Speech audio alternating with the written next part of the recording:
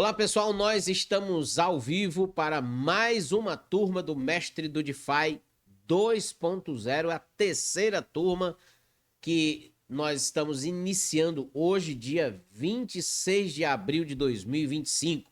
Nós temos o prazer, a alegria e a honra de termos pessoas aqui conosco que estão interessadas em crescer e conhecer também as finanças descentralizadas. E nós já vamos diretamente para o início do nosso treinamento. Para você que vai assistir essa aula gravada, eu vou falar para você as mesmas coisas que eu acabei de falar aqui antes para a turma que está presente ao vivo, né? Você precisa se dedicar. Você precisa tirar um tempo para estudar, tirar um tempo para praticar. Somente ouvir as aulas ou assistir às aulas não vai fazer você compreender como funciona as finanças descentralizadas. Se você vai precisar praticar, tá? E a prática é que vai te fazer mais seguro, vai te dar as ferramentas necessárias para você ir se desenvolvendo e descobrindo outros, né? Outros mecanismos, outros apps, outros sites, outras plataformas, outras estratégias, tá? O DeFi ele é maravilhoso porque ele é aberto, ele não tem limite. Você pode criar diversas estratégias onde o que nós vamos ensinar aqui pode ser desenvolvido muito por você lá na frente, tá bom? Uma coisa importante a se dizer, este treinamento não vai te entregar 100% de todas as plataformas que temos no mercado, porque nós precisaríamos de pelo menos 6 meses de treinamento, 1 ano de treinamento para passar por tudo que tem disponível no mercado. Mas nós vamos te ensinar a base, a estrutura, o pilar, para você ficar completamente pronto para encarar os desafios das finanças descentralizadas, certo?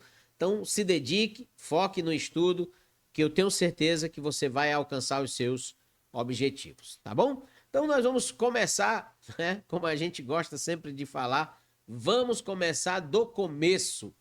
O que é finanças descentralizadas, meu querido professor Walter Silva, que você fala tanto lá nas lives do YouTube, né? Que você mostra aí resultados e as pessoas muitas vezes se perguntam como é que isso funciona? Como é que dá para fazer renda passiva todo dia? De onde sai esse dinheiro? Mas esse dinheiro vem de onde, né? O que é que eu tenho que fazer para conseguir participar desse processo? A gente vai entender 100% aqui dessa proposta através dessa construção de conhecimento que a gente tem pela frente a partir de agora. Os assuntos abordados nesse treinamento serão os princípios do DeFi, os princípios da blockchain, o que são pools de liquidez, como operar pools de liquidez, o que são e como operar empréstimos e também os colaterais, o que são os derivativos no DeFi, sobre privacidade. Nós iremos trabalhar também um pouco da rede Sui, vamos trabalhar Solana, vamos trabalhar a rede Ethereum, vamos trabalhar os swaps, vamos trabalhar as bridges, os contratos inteligentes e nesta turma, pela primeira vez, a gente vai ter um módulo de análise gráfica, de introdução à análise gráfica, para você entender pelo menos como é que você monta um range na hora de escolher uma pool de liquidez. Na aula passada a gente não estava isso no cronograma, né? No treinamento passado não estava no cronograma, mas nós ministramos também para a turma passada, não da maneira como eu vou fazer dessa vez, foi mais uma abordagem mais aleatória dentro das aulas, mas dessa vez a gente vai ter um módulo somente de análise gráfica, ou seja, uma aula só para análise gráfica, e essa aula vai acontecer exatamente antes da aula de montagem de pools de liquidez, para vocês não ficarem tão assustados assim, como é que você separa um range, como é que você escolhe um range para negociar, tá? Beleza? E a gente vai avançando aqui no nosso conhecimento. Vamos lá, vamos pensar sobre DeFi. O termo DeFi vem do inglês Decentralized Finance, ou finanças descentralizadas. DeFi vem do inglês Decentralized Finance, ou finanças descentralizadas. Todo esse material didático que vocês estão assistindo, inclusive os slides, todos os textos, todas as estruturas pedagógicas que a gente vai utilizar no treinamento e o nosso mapa mental, todos serão disponibilizados até amanhã no nosso grupo do Telegram, tá? Exatamente lá.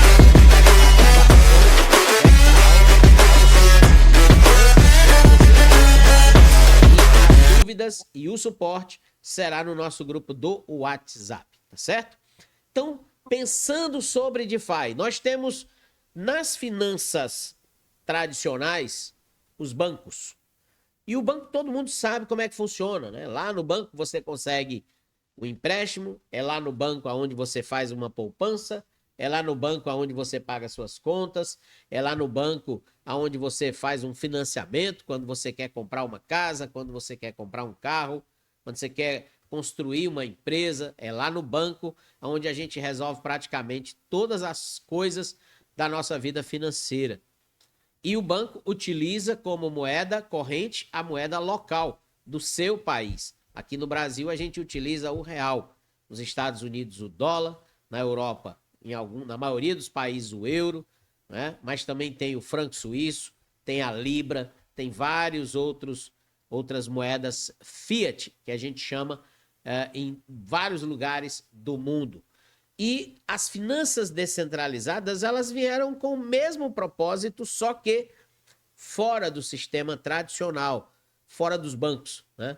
Nas finanças descentralizadas, você consegue fazer uma poupança, você consegue fazer um empréstimo, você tem stablecoins, que são moedas lastreadas em moedas fiat. Por exemplo, dentro do DeFi, a gente tem o USDT, que é uma das stablecoins mais utilizadas no mercado de criptomoedas, ok? USD de dólar e T de Tether.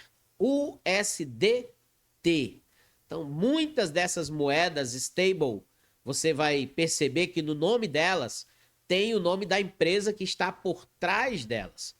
O USDC é USD de dólar e C de Circle, que é o nome da empresa que está por trás dela. Então, professor, quando eu estou comprando uma stablecoin, eu estou comprando uma moeda de uma empresa? Exatamente isso.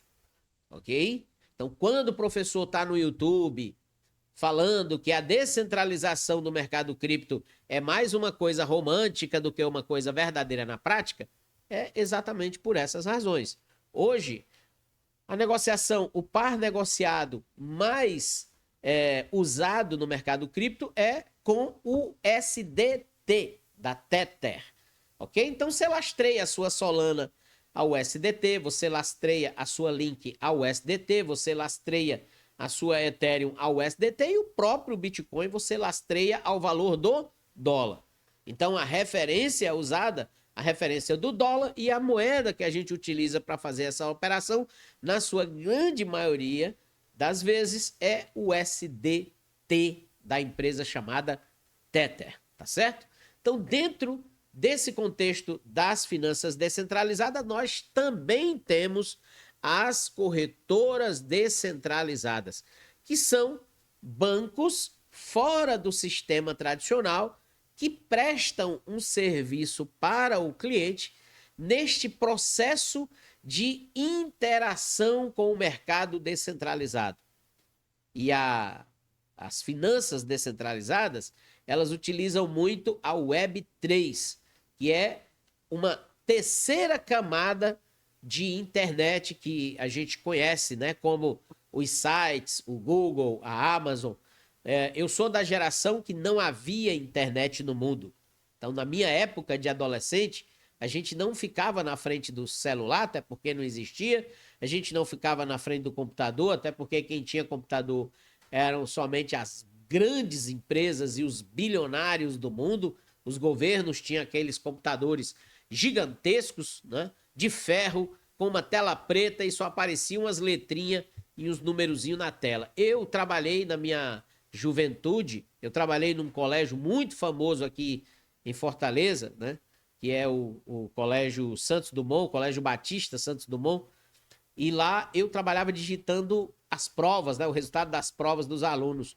e eu usava um computador que era maior do que eu, uma tela preta de ferro IBM gigante para lançar as notas dos alunos. E a gente ganhava por produtividade. Então eu virava às vezes uma semana lá dentro da sala do CPD, não vinha nem para casa para fazer bastante dinheiro e lançar os dados lá naquela empresa. Então era dessa maneira. Eu vim ter o meu primeiro celular aos 27 anos de idade. Foi quando saiu o famoso BCP, bem antigo. Muita gente aqui não sabe nem o que é isso, né? E aqueles tijolão gigante. Então, a Web3, ela é a evolução da internet que a gente conhece. A gente teve a revolução da internet nos anos 90, final de 80, anos 90, início do anos 2000. Tivemos a primeira geração de internet, que foi aquela internet de escada, onde a gente passava um tempão esperando para conectar. Depois tivemos a internet 2.0, foi quando surgiram as grandes plataformas como o Google, Yahoo, antigamente, né? Yahoo, a gente tinha o ICQ, o MSN, que depois essas ferramentas se tornaram ferramentas muito mais poderosas, né? Como o Orkut, e depois o WhatsApp e Facebook, e aí vai. Foi toda essa revolução, a gente chama de internet 2.0. E na internet 3.0, que é essa que a gente utiliza bastante no mundo do mercado cripto, que é a Web3, são ferramentas que podem interagir com você de uma maneira completamente diferente do que as outras ferramentas interagiam, ok? Então, através da Web3, você vai conseguir fazer pagamentos, transferências, você vai conseguir se relacionar, por exemplo, com os agentes de inteligência artificial. Então, toda essa revolução tecnológica que a gente tem hoje, ela perpassa por essa construção de motores tecnológicos que fornecem serviços práticos para as pessoas se relacionarem com o mundo digital. E a Web3 hoje é uma das ferramentas mais utilizadas por todos, né? A gente nem percebe que no nosso dia a dia a gente usa bastante a internet e cada vez mais tecnológica, né? Para você ter uma ideia, não sei se todo mundo já tem ciência disso, mas no seu WhatsApp você já tem uma inteligência artificial funcionando dentro do seu WhatsApp. A gente tem uma outra inteligência funcionando no Instagram, a gente tem outra funcionando no TikTok, a gente tem outra funcionando no Google, a gente tem várias. Hoje você está cercado de inteligência artificial. Daqui a pouco o ser humano vai estar completamente mapeado pela inteligência artificial. Isso vai trazer um grande desafio pela frente para todas as pessoas, porque nós precisaremos adaptar o nosso modo de vida a essa nova realidade. Muitos brasileiros estão voando aqui no Brasil em relação a isso. A grande maioria só vai acordar quando a inteligência artificial tomar os seus empregos, tomar a sua maneira de sobreviver, tomar a sua capacidade produtiva. Eu acelerei de forma assustadora meu processo produtivo aqui no canal, inclusive de conteúdos para a Academia Cripto com Fé, com a ajuda das diversas inteligências artificiais que hoje eu utilizo. Então, ela está me ajudando a acelerar o meu processo criativo e a me tornar cada vez mais competitivo no mercado. E por que a gente precisa acordar para isso? Porque daqui a pouco nós poderemos ser superados ou substituídos por uma máquina que está pensando infinitamente mais rápido do que eu, não para, não descansa, não tem medo, não tem sono, não tem dúvida e simplesmente faz. Se faz errado ou não, ela faz. E aí a gente precisa acordar para essa realidade e entender que quanto mais rápido a evolução tecnológica acontece, mais rápido eu preciso também me reinventar, me transformar, tá? Então, nas finanças descentralizadas, também estamos inseridos em todo esse contexto tecnológico e é sobre tecnologia que nós iremos falar bastante neste treinamento. Então, se você tem mais idade como eu, se prepare para quebrar a cuca, abrir a mente e tentar entender e se relacionar com a tecnologia da melhor forma possível, certo?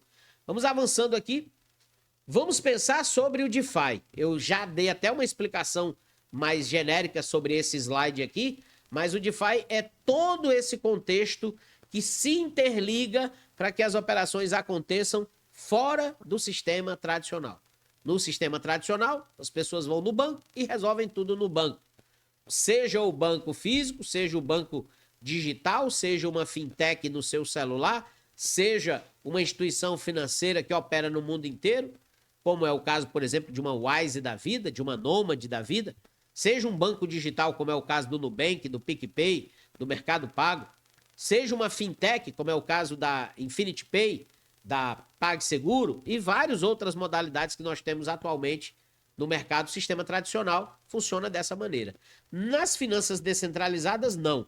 Eu me comunico com o Pedro se comunica com o João se comunica com o Antônio se comunica com a Maria se comunica com a Josefina se comunica com o Lucas e todo mundo que está nessa cadeia se comunica com o backbone da rede, que é o nó, que é o app descentralizado. E através desse nó, desse app descentralizado, através desse validador, dessa instituição, a gente consegue realizar as mesmas operações que eu antes dependia somente do banco para poder fazer. Então, dessa maneira funciona as finanças descentralizadas. Eu não dependo de uma única instituição. Eu posso fazer um P2P, por exemplo, com a Raquel pode fazer com o Nelson pode fazer com o Luiz pode fazer com o Natanael e tá tudo resolvido. Isso chama-se DeFi. Eu posso mandar criptomoedas para a Raquel pode mandar para mim e tá tudo resolvido. Alguns de vocês, no pagamento da inscrição, fizeram isso. O nome disso chama-se DeFi, ok? Finanças descentralizadas. É uma ligação direta entre duas pessoas ou mais pessoas ou centenas de pessoas e uma instituição. Isso acontece muito claramente nas pools de liquidez. Quando eu tenho uma pool de liquidez, por exemplo, aqui na Orca, eu estou participando de uma interação no DeFi com milhares de pessoas que estão compondo, por exemplo, esta pool de Solana e dólar, né? Essa primeira pool aqui, que é a que eu estou utilizando, ela tem um volume de 261 milhões em 24 horas, mas eu não sei quantas pessoas fizeram isso, mas uma boa parte, né, uma grande quantidade de pessoas depositaram aqui 31.836.000 dólares para que eu, você e tantas outras pessoas pudessem participar desta pool. Isso aqui é uma interação de descentralização. Então temos, dentro do mercado cripto, ilhas de descentralização. As pools de liquidez são ilhas de descentralização. Por mais que por trás destas ilhas, nós temos a Orca, né, que é a instituição que está custodiando, guardando, cuidando das minhas criptos e fazendo esse trabalho automático de geração de riqueza, de geração de renda, para mim, e para você e para as milhares de pessoas que estão aqui dentro desta pool, ok?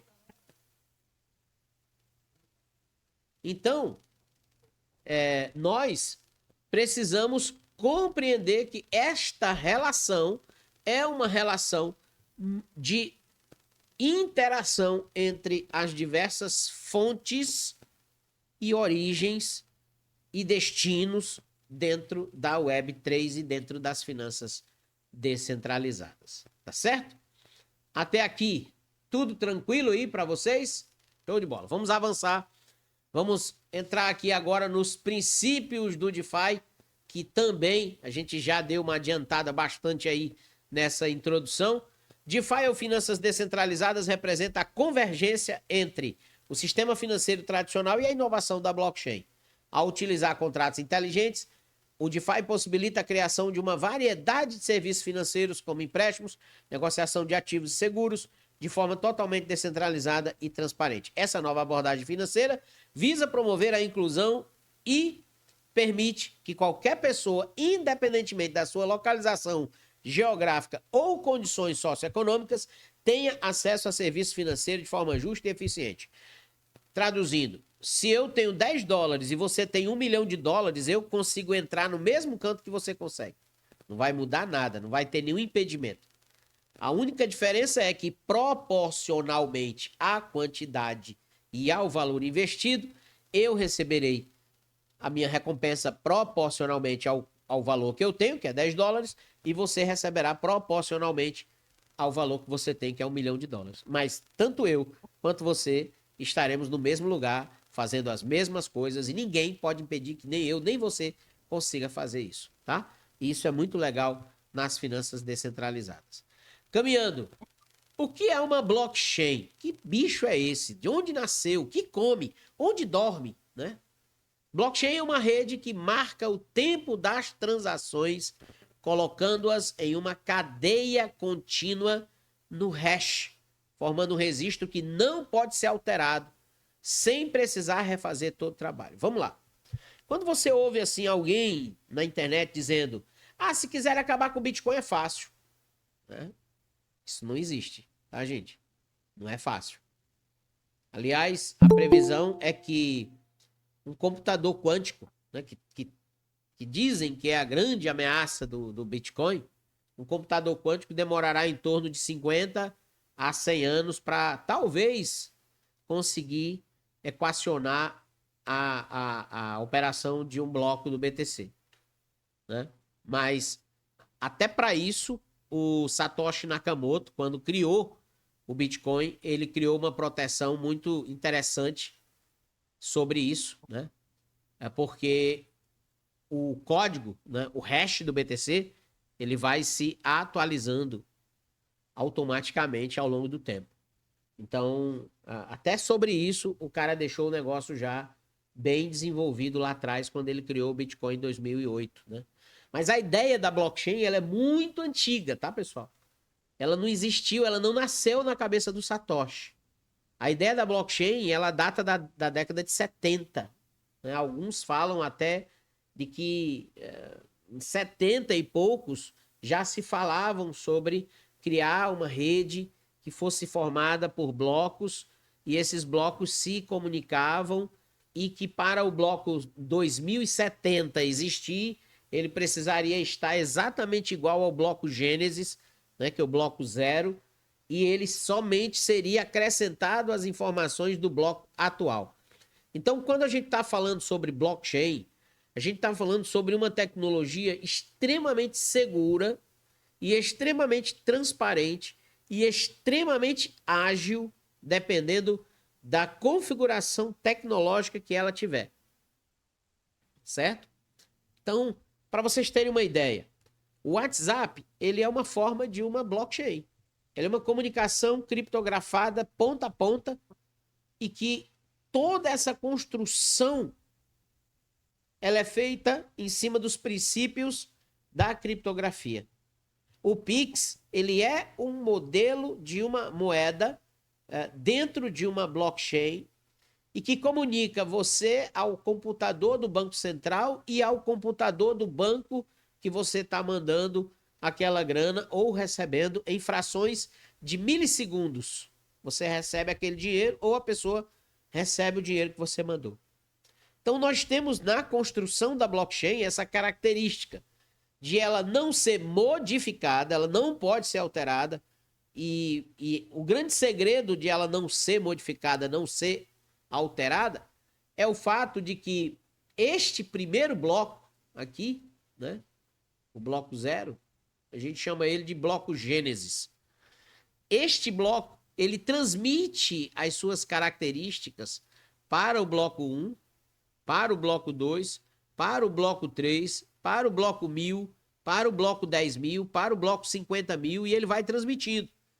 E o bloco final, ele precisa ser exatamente uma cópia do primeiro,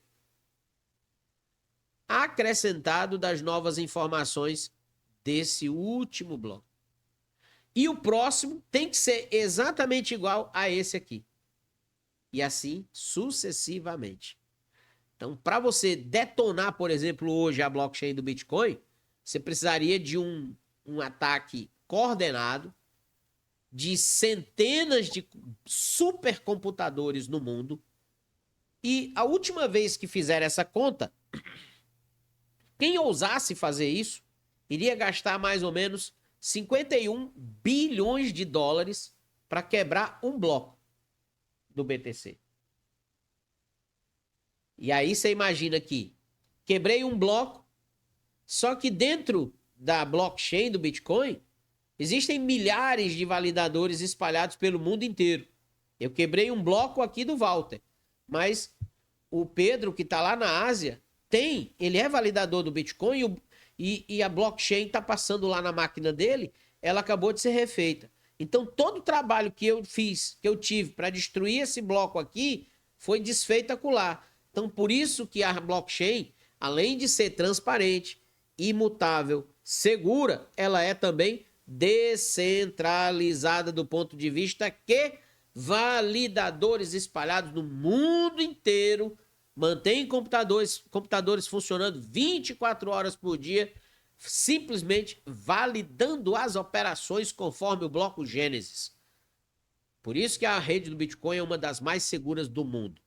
Professor, mas se tivesse um hecatombe mundial, uma guerra nuclear, acabasse toda a energia elétrica do mundo, o que é que isso acontecer com a gente? Cara, seria a falência do mundo que a gente conhece. Porque tanto os bancos como todas as instituições que a gente conhece utilizam a internet e energia elétrica. O Bitcoin deixaria de existir? Lógico. O Bitcoin é um ativo digital. Se a gente tiver um apagão nuclear no mundo e que tudo desapareça, a gente vira aí um The Walking Dead da vida, lógico que tudo vai desaparecer. Não vou aqui mentir para vocês e dizer que não. Ah, mas se o cara tiver uma bateria lá na Groenlândia, um sistema de eletricidade solar na Groenlândia, e ele conseguir manter a máquina funcionando lá, beleza, vai funcionar. Lá vai estar funcionando. Mas onde não tiver, não vai funcionar. É simples assim. Porque nós dependemos da tecnologia para existir. Então isso não é muito frágil, professor? Não, porque sobre este modelo não está apenas o modelo do Bitcoin, está o modelo de todos os nossos sistemas de manutenção da vida no planeta hoje.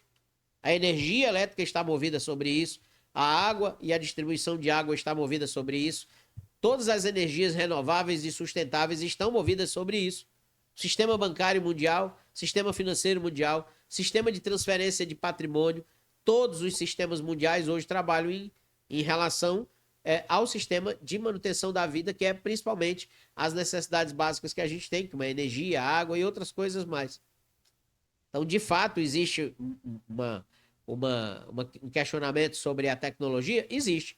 Mas até que a gente tenha, né, ou se, né, eu acho que isso é muito difícil acontecer, mas se um dia acontecer, a gente já sabe qual é o resultado. O resultado simplesmente será uma destruição global de tudo que tem de riqueza no mundo hoje. Ok? Vamos lá. Todos os títulos americanos, todos os treasures, né, todas as dívidas, tudo vai para o saco, porque está tudo digital. Ok? Por que é que muitos países acumulam ouro físico, né?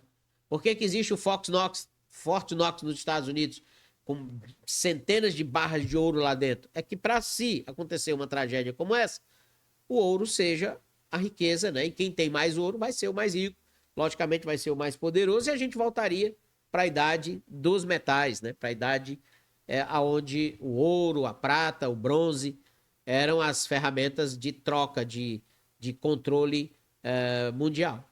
A China tem muito ouro, os Estados Unidos tem muito ouro, a Europa tem muito ouro, e quem não tem ouro ficaria completamente na mão.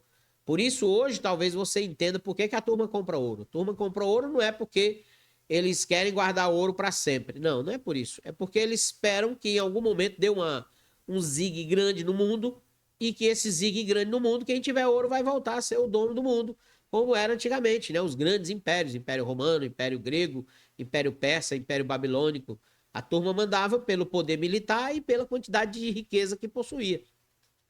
Então o jogo é esse, né? Hoje o Bitcoin é chamado de ouro digital, porque quem detiver a maior quantidade de Bitcoin na sua carteira é poderoso. Vai poder mandar, por exemplo, em todo o sistema onde o Bitcoin passar, né? Porque ele tem o poder, ele vai ter o poder na mão. É por isso que Michael Saylor acumula Bitcoin como se não houvesse amanhã, por isso que BlackRock e vários outros gigantes acumulam Bitcoin como não houvesse amanhã, e é por isso que a sardinhada vive desgraçada, perdendo dinheiro, tomando porrada direto, porque acha que o Bitcoin não vale nada e é melhor comprar Shiba Inu ou Dog to the Moon e faz essas burrices aí e continua tomando porrada e vai continuar tomando porrada, porque se não muda a mentalidade, vai continuar levando pancada até aprender. Essa é a diferença entre uma baleia do mercado e um aprendiz de feiticeiro, que é a maioria das sardinhas, né? O cara não sabe nada e acha que sabe tudo. E aí só se ferra e só quebra a cara, tá? Beleza? Deixa eu mostrar para vocês aqui um exemplo da blockchain do Bitcoin funcionando. Muita gente não conhece. Você está gostando do conteúdo? Muito bem, nós vamos aproveitar esse tempinho para te fazer um convite. O Mestre do DeFi 2.0 está com inscrições abertas e você pode se especializar em finanças descentralizadas fazendo a sua inscrição no WhatsApp que está aparecendo agora na sua tela. Venha, participe conosco. A próxima aula será sábado. Vamos voltar para a continuidade da nossa aula. Vou mostrar para vocês aqui a mempool do BTC, mempool.space/pt. Isso aqui é a blockchain do Bitcoin em tempo real. A gente acabou de ter um bloco, esse aqui é o bloco 894.068. Este bloco acabou de sair 3 minutos atrás. Em aproximadamente 10 minutos esse aqui vai sair e esse outro já está sendo construído e aproximadamente 21 minutos ele será liberado.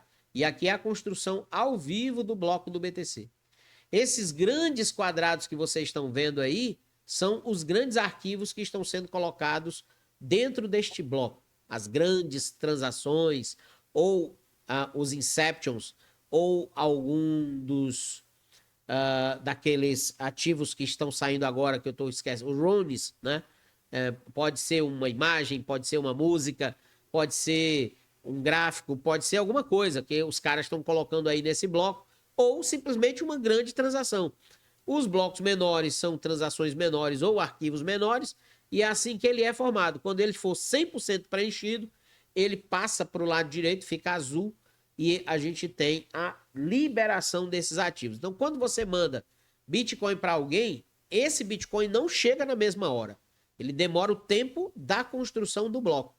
Para que esse bloco seja completamente validado por toda a rede do Bitcoin, toda a rede, ele demora aproximadamente 10 minutos. Lógico que em tempos de topo histórico, em tempos de utilização massiva da rede do Bitcoin, esse tempo pode durar muito mais, tá? Já teve casos de um bloco demorar 18 horas para poder sair e para poder passar, porque tinha muita transação acontecendo dentro dele. Quanto maior o bloco, quanto mais pesado ele for, mais difícil é a mineração desse bloco, ok?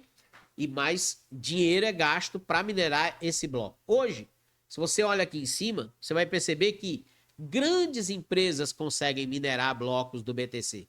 É muito difícil alguém conseguir minerar um bloco do BTC hoje, alguém particular, alguém que tem uma mineradora em casa. É muito, mas é muito difícil conseguir esse feito, devido ao hash, que é muito alto, a dificuldade da rede, que é muito alta, ok?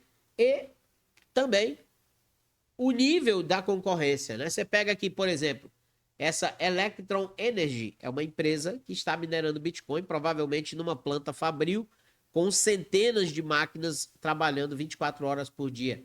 A Foundry USA é uma das maiores do mundo. A Via Bitcoin também.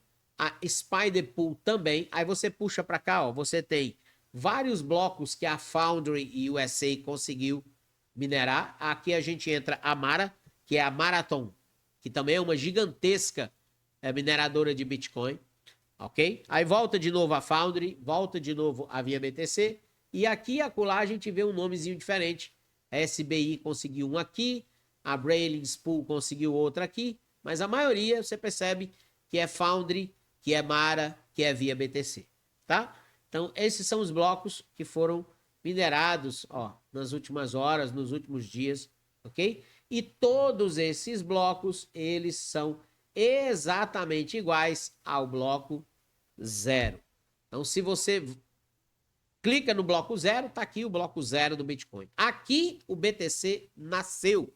Esse é o bloco Gênesis, tá? E olha que interessante, no passado, os blocos, eles recebiam o nome de Unknown, desconhecido. Não sabia quem tinha minerado esse bloco. Há 16 anos atrás. Ó, que interessante isso, né? Aqui é a data bem certinha, dia 3 de janeiro de 2009, às 16h15, foi minerado o primeiro bloco do Bitcoin. E dentro desse bloco, o Satoshi colocou a capa de um jornal, a capa do Time, né? A capa do Time, que na época trazia uma matéria sobre o Chancellor on brink of second bailout for banks. Era exatamente na época da bolha imobiliária e o Satoshi Nakamoto fez essa ironia de lançar o Bitcoin para salvar, proteger as pessoas de bolhas como aconteceram em 2008 e 2009. E esse bloco entregou de recompensa para o Satoshi 50 Bitcoins, né? Só aqui nesse primeiro bloco, fora todos os outros do primeiro ciclo, certo? Então foi algo surreal. Até hoje, o Satoshi Nakamoto é considerado um gênio. Eu acho que ele já deveria ter ganho um prêmio Nobel, porque ele revolucionou o dinheiro como a gente conhece. Por muitos anos o Bitcoin ficou sendo marginalizado. Todo filme que você assistia que alguém falava sobre Bitcoin era para sequestro, tráfico, lavagem de dinheiro, alguma coisa errada. Hoje, você vê o presidente da República dos Estados Unidos falando que os Estados Unidos vai comprar Bitcoin. Então, olha como as coisas mudam rapidamente. Há 5 anos atrás, o Bitcoin era coisa de bandido. Era coisa de pessoa envolvida com coisa errada. E hoje, os maiores países do mundo querem comprar BTC, tá? Então, é importante você entender essa mudança desse paradigma. Então, aqui é a blockchain do Bitcoin. Aqui a gente tem os validadores, né? Você consegue aqui em cima várias informações. Por exemplo, aonde eu tenho, né? Aqui são dados, ó, da rede. E olha a quantidade de pessoas que estão minerando e validando a rede do BTC ao redor do mundo, tá? A gente tem aqui dados da rede Lightning, que é uma segunda camada do BTC. A gente vai falar um pouco isso lá na frente. Não vou entrar nesse mérito agora. Mas temos muitas informações importantes. Aqui a gente tem os dados de utilização da rede, dados de mineração, dados da própria mempool, que é o núcleo da rede, tá? Você tem aqui para baixo vários outros dados também importantes para você acompanhar, os picos dos validadores. Você tem aqui os dados iniciais, aqui você tem as informações de oferta e também da construção, quais são as carteiras que estão envolvidas na construção desse bloco, tá? Quem está mandando informação aqui para esse bloco. Voltando aqui para a tela inicial, aqui para baixo, você tem informações de subscrições recentes desse bloco e as transações também que estão aqui dentro. Ó. Perceba que aqui a gente tem transação de $18, de $1, de $1.000, de 30, de 100, de 50, de 0,50 centavos. Então a gente tem muita coisa rolando aqui dentro e tá tudo registrado pela blockchain. Ok? Então, mempool.space, esse site vai estar lá na relação de sites que vocês vão ter acesso lá no grupo do Telegram para poder utilizar depois. Show? Vamos em frente. Se tiver alguma dúvida, vocês falam que eu paro e repito, tá? Ok? Vamos lá, vamos caminhar. Como funciona a blockchain? O usuário solicita uma transação, um bloco é criado e esse bloco representa a transação. Esse bloco ele é difundido para todos os outros validadores da rede. Os validadores, os nós, eles entram para validar o bloco é adicionado depois de validado na transação, na blockchain, e essa transação ela é enviada para a sua fonte, né, o seu destinatário final. É dessa maneira que funciona a blockchain. Primeiro o bloco é criado, depois ele é distribuído, depois ele é validado, depois ele é confirmado e só depois ele é introduzido na blockchain e segue o seu caminho natural adiante, tá? Então, quando você perceber, eu fiz uma transação e ela não andou, foi que houve, meu Deus, estou sendo roubado. É porque alguma coisa enganchou nesse processo. Isso acontece muito quando você vai fazer uma ponte. Muita gente toma ferro nas pontes porque pensa que a ponte é igual a corretora. Mandei agora, chegou daqui a 10 segundos. Não, não é desse jeito. A ponte, como o próprio nome está dizendo, ela vai ligar diversos atores nesse processo. Eu tenho dólar, quero trocar o meu dólar por Bitcoin. São duas blockchains diferentes.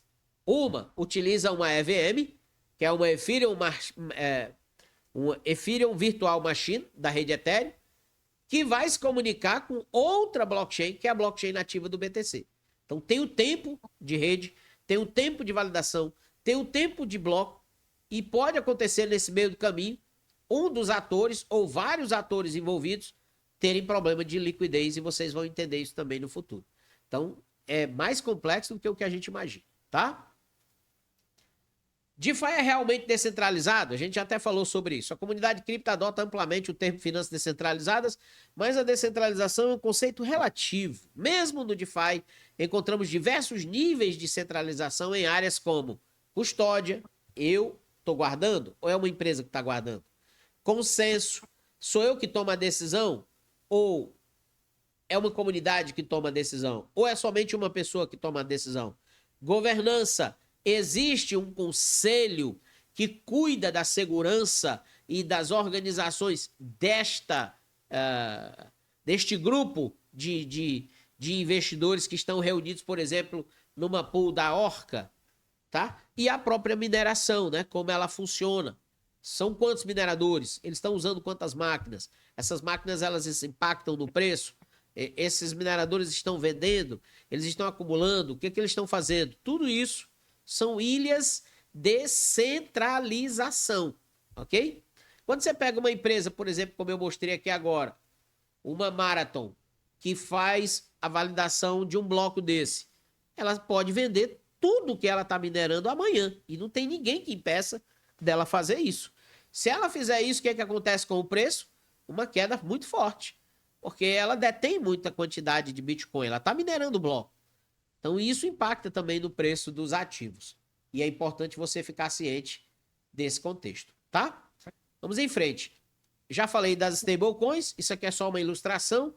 Lá em 2017 surgiram as primeiras stablecoins, né? E muita gente dizia, olha, essa história de stablecoin dentro do DeFi é um cavalo de Troia, usando aquela analogia lá do cavalo que destruiu a cidade de Troia, né? Que os gregos, os atenienses, queriam conquistar Troia devido à traição de Helena de Troia ao rei grego, né? Ela tinha ficado com o filho e irmão do herói de Troia, me faltou o nome aqui agora, né?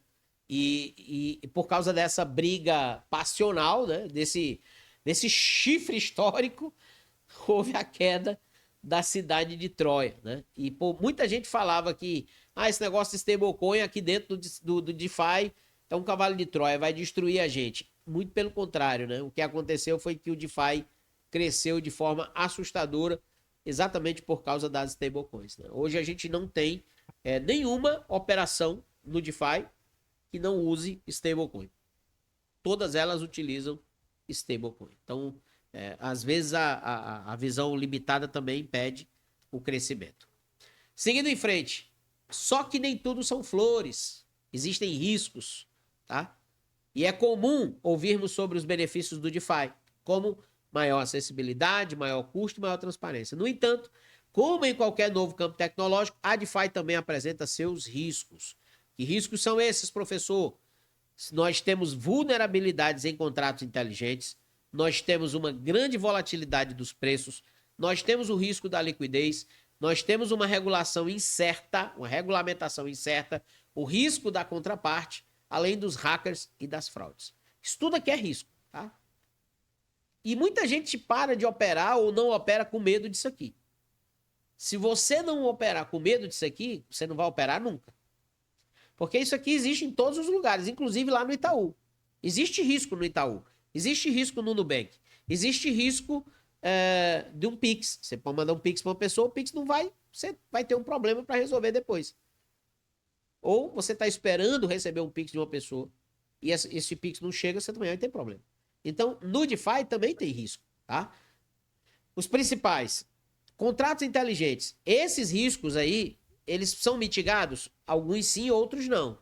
Alguns eu consigo controlar, outros não, tá? Então a gente precisa ter atenção. Eu sempre digo que a operação no DeFi é uma operação feita com muita cautela, você tem que fazer com calma, não pode fazer de qualquer jeito, não pode fazer na afobação, não pode fazer na correria, porque você vai ver muita coisa errada que vai acontecer e você não vai saber a resposta. Porque algumas coisas dependem de você e outras não, tá? Como a gente está lidando com um mecanismo que ele é interligado com diversos atores diferentes, em algum momento, um desses atores dá problema e toda a operação ela dá problema. E aí você tem que ter a paciência de esperar um outro tempo, ou então de revisar o que você está fazendo, para poder recomeçar o processo e finalizar de forma correta, tá? Vamos agora ver os princípios, os erros e os riscos, um por um. Vulnerabilidades em contratos inteligentes. Os contratos inteligentes, eles são a espinha dorsal do DeFi. Sem eles, nada a gente pode fazer. Esse contrato inteligente, ele foi criado e pensado por um carinha chamado... Deus do céu, hoje eu tô com branco na memória aqui, gente. Vitalik Buterin, que é o criador do Ethereum. O desenvolvedor, o pai dos contratos inteligentes, é o Vitalik Buterin, tá? Esses contratos inteligentes, eles foram pensados para dar funcionalidade e para criar mecanismos de interação com a blockchain.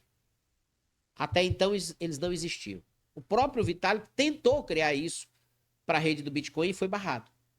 Então, quando ele foi barrado para criar isso para a rede do Bitcoin, ele sai, ele é um dos caras que estavam lá na Bitcoin Magazine, lá no começo, né? E ele é um dos caras que sai desse grupo e cria a Ethereum. E quando ele cria a Ethereum, ele cria a opção e a possibilidade de utilizar contratos inteligentes.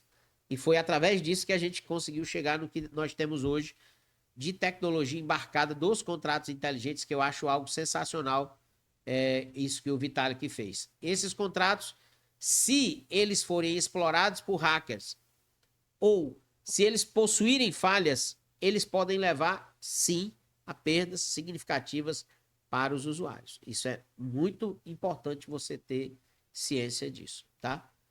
Outro risco é a volatilidade. O preço pode subir rapidamente. Por exemplo, ontem um aluno me pagou a mensalidade em XRP. Se hoje a XRP tivesse caído, eu estaria hoje momentaneamente com prejuízo desse valor que eu recebi. Então, muita gente não quer receber pagamento em Bitcoin com medo exatamente disso, da volatilidade. Eu vou receber R$100 hoje, $100 hoje, e amanhã pode estar custando 60. Então, não vou receber esse negócio. Não quero isso. Só que as pessoas se enganam que essa volatilidade, principalmente no Bitcoin, ela é benéfica. Ela é completamente benéfica. E também nas principais altcoins do mercado, ela também é benéfica. Ela não é benéfica quando você compra, por exemplo, uma moeda fadada ao fracasso.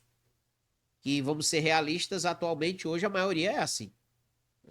Ela já nasceu com data de morte. E quem, por exemplo, faz hold de uma moeda dessa, está fadado a ter um prejuízo gigantesco. Ok? Então, os ativos digitais utilizados no DeFi, como criptomoedas, são altamente voláteis. E isso significa que o valor de seus investimentos pode variar significativamente em um curto período de tempo. Outro risco, risco de liquidez. O que é isso, professor? Liquidez é a capacidade que eu tenho de executar uma operação imediatamente. Por exemplo, eu comprei uma casa de 5 milhões de reais. Um dia desse me ofereceram uma casa dessa. 5 milhões de reais num condomínio fechado aqui, o Alphaville e tal, coisa muito linda. Só que eu consigo vender uma casa dessa rápido? Não. Quem pode comprar uma casa de 5 milhões de reais? Quem tem pelo menos 10, 20, 50 milhões de reais. Né? Alguém que tenha uma grana para poder comprar e manter uma casa dessa. Então a liquidez dela é limitada. Não é todo mundo que compra. Não é todo mundo que pode. Não é todo mundo que participa desse processo. Então, a liquidez está relacionada diretamente à capacidade que eu tenho de executar uma operação imediatamente. E isso pode dificultar a compra e a venda de ativos, principalmente naqueles momentos de pico do mercado. Muita gente quer vender o Bitcoin no topo, aí vai para o DeFi. No DeFi é mais difícil. Por que que os grandes mandam esse Bitcoin para as corretoras? Porque na corretora é no instante. Você chegou lá dentro, você vendeu. Bulk de ordens da corretora é gigante. Às vezes a própria corretora compra aquele ativo com prêmio para ela, né? com um desconto para ela, para poder dar liquidez a seu próprio book de ofertas. Então, vender no DeFi em momentos de pico, eu não acho legal. Porque pode ser que você esteja vendendo um ativo que naquele momento está com uma liquidez baixa. E aí você vai ter dificuldade para vender, a operação não vai finalizar e você vai ficar maluco da batatinha. E existe uma coisa no DeFi que chama-se slippage. Que Django é isso, professor, slippage. A slippage é uma taxa, é um ágio que eu pago para poder botar minha operação na frente do outro. Então, se a operação está rodando para todo mundo a 0,5% de ágio e eu quero vender logo, eu aumento a minha para 0,50%, para 1,0%, para 2,0%, para 5,0%. E o mercado sabe jogar com isso. O nome disso chama-se arbitragem. Então, quanto mais eu pago de ágio, mais rápido eu sou atendido. E o mercado sabe disso. E tem gente que trabalha única e exclusivamente com isso. Eu tenho, mas eu só vendo se você me pagar 10%. E ponto final. É assim que o jogo funciona. Tá? Outra coisa que eu quero dizer para vocês, tá, gente? No DeFi não tem mimimi. Ah, eu fui enganado, meu Deus, coitadinho de mim, eu sou um inocente. Esse povo é muito ruinzinho. Me enganaram. Ai, meu Deus do céu. Não, olha, vou dizer uma coisa para você. Se você é mimizento, nem entre no DeFi. Porque no DeFi é dois leão na selva caçando. Quem vacilar morre primeiro. Acabou-se. E ponto final. Comprei uma moeda golpe. Problema é seu. Ninguém mandou você comprar. O golpe tá lá. Ele pode ser comprado por você ou por outro. Qual é a sua obrigação? Verificar se aquilo é um golpe ou não. Se eu comprei um golpe, se eu cair no golpe, meu irmão, chora, senta na Ana Cláudia e tá tudo bem e parte para outro, porque esse tu já dançou. Se eu errar uma operação, professor, dá para consertar? 80% das vezes, não. Se eu mandar um dinheiro errado para alguém, eu posso pedir de volta? Não. Não existe desistência no DeFi, não existe estorno no DeFi e é muito difícil tu conseguir resolver alguma coisa errada que tu fizer no DeFi. Por quê? Eu já expliquei. Envolve a questão do bloco. Os blocos, eles não são desfeitos. Depois que um é feito, validado, ele não volta atrás. Acabou-se. Tá? E eu não tenho como ir lá na casa do fulano e dizer: você me roubou, seu ladrão, me dê meu dinheiro de volta. Não, ele só devolve se ele quiser. A polícia pode prendê-lo, ele pode ser torturado, mas se ele não disser nada, vai ficar lá com ele.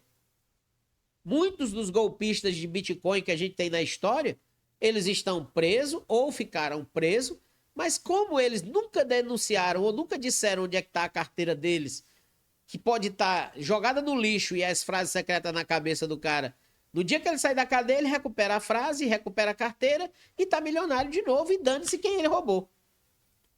Então, tenha bastante cuidado com isso, tá? Não existe como consertar operações erradas no DeFi. Ok? Não existe. Professor, mas eu conheço alguém que conseguiu fazer isso. E são casos específicos, são situações específicas de pessoas que precisam de ajuda técnica profissional avançada para poder resolver determinadas situações. Tá? Então, muito importante liquidez. Por que eu mostrei aqui para vocês a pool da Orca e mostrei a liquidez do TVL? O TVL aqui é a liquidez. Não adianta nada eu pegar uma pool que está me pagando 10% ao dia e quando eu vou olhar aqui para o TVL tem 10 mil dólares de TVL. esse cara que colocou 10 mil dólares, ou essas pessoas que colocaram 10 mil dólares, elas podem tirar a qualquer momento. E se ela tirar a liquidez dela, eu dancei, eu fiquei sozinho na pool. E aí eu não vou ganhar dinheiro. Então não adianta eu entrar numa pool que tem uma liquidez muito baixa. Eu só posso operar liquidez alta. Então, sem liquidez, não existe sentido eu estar operando uma pool de liquidez. Tá bom? Estou aqui já dando umas pinceladas para vocês do pirão, né? Por enquanto a gente está comendo aqui a entrada do jantar. Riscos de regulamentação incerta, né? A moeda funciona hoje, amanhã sai uma lei e diz assim, ó, essa moeda aí ela é proibida de rodar nos Estados Unidos. Na mesma hora essa moeda derrete, meu amigo. E se você ficou com ela, você dançou. Então você tem que comprar e ter na carteira e usar, principalmente no DeFi, ativos consolidados que já possuem uma certa regulamentação. Se você vai operar o DeFi, por exemplo, com meme coins, saiba que você está sujeito a todos os riscos do mercado. Dá para operar, professor? Dá. Mas o risco ele é infinitamente maior do que qualquer outra, por exemplo, uma Solana da vida, uma Ethereum da vida, uma Polygon da vida. Tá? Beleza? Próximo. Risco da contraparte. Embora a DeFi seja descentralizada, existem riscos de contraparte. Quem são as contrapartes? As empresas, os protocolos, os oráculos. Estou usando a Uniswap, de repente a Uniswap sai do ar, desaparece, some, fecha as portas. Eu consigo operar pelo contrato inteligente? Sim. Mas eu vou precisar de conhecimento técnico para fazer isso. Então existe risco também da contraparte, né? Do outro, daquele que está prestando o serviço para você. Ainda em frente, hackeamento e fraude. Isso aqui eu não preciso nem explicar, vocês já entendem. Aconteceu agora recentemente com a Bybit. Ah, foi uma corretora, não foi descentralizado. Mas já aconteceu diversos e centenas de hackeamentos e fraudes no mercado cripto. Eu vou mostrar para vocês aqui um portal que é extremamente utilizado para traqueamento desses hackers, tá? A gente tá falando do DeFi Llama. Deixa eu só achar aqui, ó, na aba hacks. A gente tem todos os hacks que aconteceram na história, do maior ao menor, de maior importância ao de menor importância.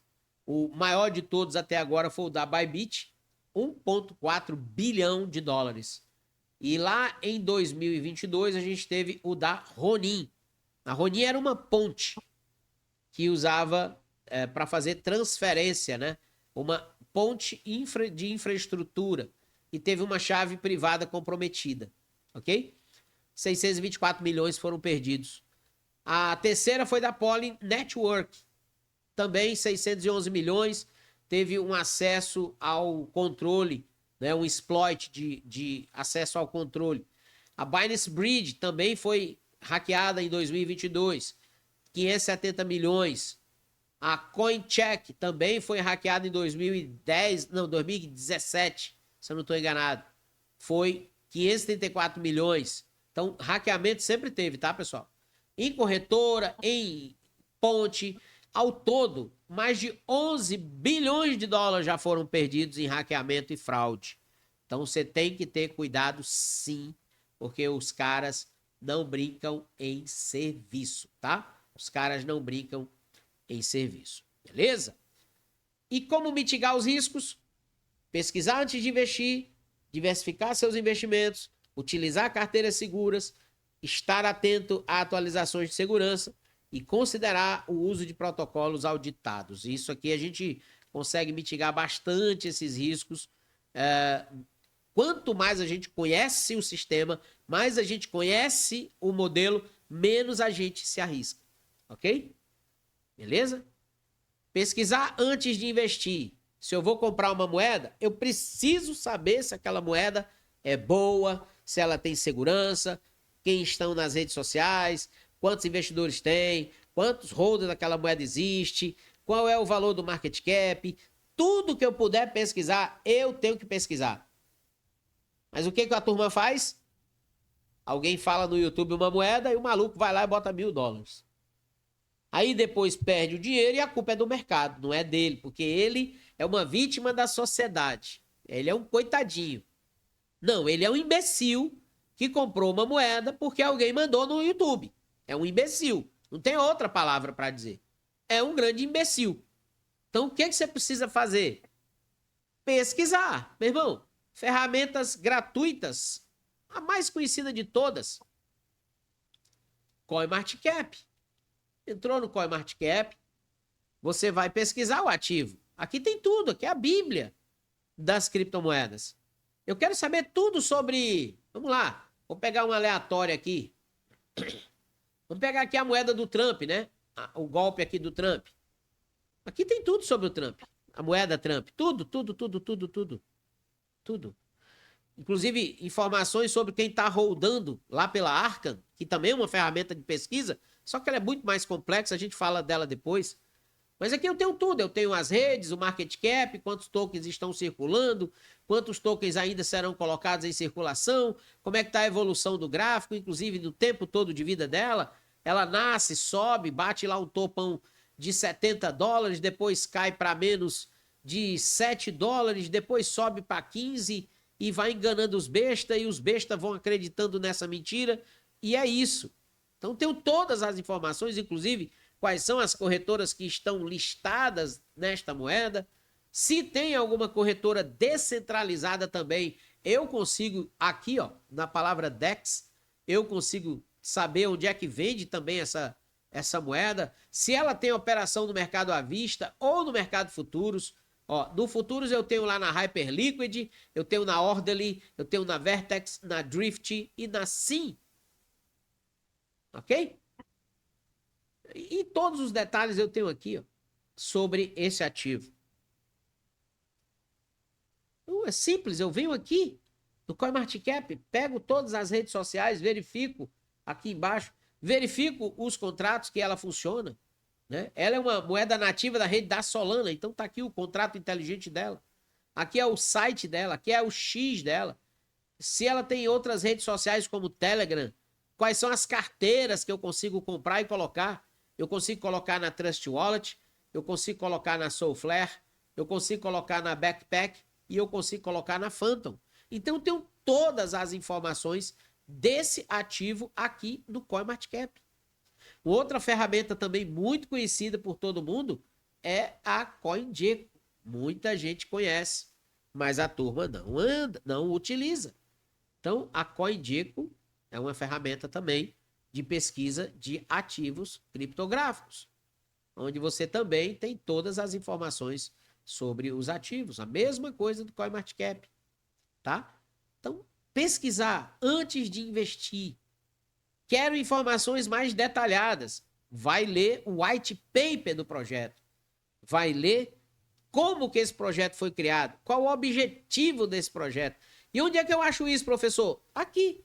Você escolheu um ativo, pegar aqui a XRP, você escolheu um ativo desse aqui, né? Todas as informações estão aqui. Tudo está aqui. O site, as carteiras, a comunidade, tudo está aqui. O GitHub dele, o ID da Ripple, as redes que ele utiliza, as categorias, tá tudo aqui.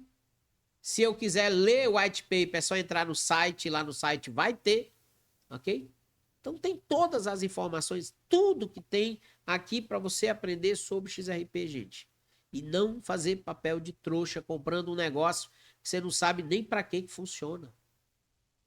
Tá? Então você tem que aprender a pesquisar antes, muito antes de comprar. É obrigação você fazer isso, tá? Beleza? Diversificar. Ah, eu vou comprar todas a minha carteira vai ser 100% XRP, porque eu vi o professor falando que XRP é um negócio legal. Vou comprar tudo XRP. Você vai levar porrada. E eu acho bem feito. Você tem que diversificar. Você precisa diminuir os riscos. Não se pode colocar todos os ovos em uma única cesta. Beleza, professor, mas eu comprei tudo de Bitcoin. Todo o dinheiro que eu tenho está no Bitcoin. Também está errado. Você precisa ter investimento, reserva de oportunidade, reserva de emergência para você diversificar. Tem muita gente que comete esse erro aqui, ó. Eu tenho $1.000. $1.000. E eu comprei tudo de BTC. Isso aqui é um absurdo. Por quê, professor? Cara, se o BTC cai, você compra de novo? Não, porque acabou meu dinheiro. Eu vejo direto o povo dizendo isso. Eu não vou comprar essa queda porque, infelizmente, eu não tenho dinheiro. Você não tem dinheiro, você comprou tudo errado. Então, o que é que eu tenho que fazer? Eu tenho que comprar Bitcoin, mas eu também preciso dividir essa brincadeira em 3 partes. BTC, eu compro fracionado, ou no DCA, ou em doses homeopáticas, ou somente quando ele tiver uma queda grande. Eu tenho que ter uma reserva de oportunidade. Que diabo é isso, professor? Oportunidade, o nome já está dizendo. Eu comprei, dos 1.000, eu comprei 300 de Bitcoin e eu tenho 300 guardado. Para quando? Para quando o BTC derreter. O Trump falou uma besteira, o BTC derreteu, eu comprei. Com o quê? Com a reserva de oportunidade. E eu também preciso ter uma reserva de emergência. O nome está dizendo também. Emergência é para uma emergência. Se eu só tenho $1.000, eu não posso colocar os $1.000 que eu tenho desse negócio. Porque se Deus o livre amanhã ou amanhecer, eu vou ter que vender o Bitcoin, às vezes com prejuízo. Então eu tenho que ter isso aí. Ah, professor, vou deixar meu dinheiro parado? Não, pega, bota no DeFi para render. Bota numa pool, bota no stake, bota para render. Quando você precisar, você pega em dólar, em euro, em ouro. Existem diversas ferramentas hoje que a gente pode fazer isso. Mas é necessário você ter isso aqui. Ok? Vamos em frente. Utilizar carteiras seguras, né? As carteiras, elas funcionam como um cofre. Quais são as carteiras mais seguras? As carteiras offline, ou como a gente chama, as cold wallets, que são essas carteiras aqui. Carteiras físicas, onde você vai manter os seus ativos aqui. Professor, mas vai ficar aqui dentro, guardado aqui dentro? Não, não fica guardado aqui dentro. Isso aqui é um cofre que vai te dar um acesso à blockchain, onde elas estarão guardadas. Nada no mundo cripto fica físico. Aqui é só o cofre, aqui é só o cadeado. Elas estão guardadas na blockchain. Então, para que o ladrão chegue na tua carteira, na tua cripto, que está na blockchain, ele precisa primeiro decodificar essa barreira de segurança. Então, quanto mais segura essa barreira de segurança for, mais difícil será você ser roubado. Nós temos diversos modelos no mercado, né? Aqui embaixo na imagem que você está vendo aí, tem a SafePal, que é uma carteira voltada para quem usa bastante DeFi no celular. Então, quero operar DeFi no celular, SafePal é muito boa. Por quê? Porque ela já tem uma tecnologia embarcada dela, não precisa você sair de dentro dela para poder utilizar o mercado, inclusive você compra e vende dentro dela. Em casos específicos, é melhor mandar para a corretora, como é o caso, por exemplo, do próprio Bitcoin.